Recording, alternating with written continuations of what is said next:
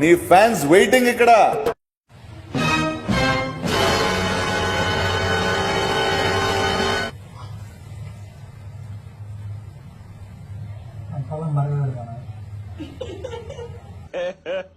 ఇంకోసారి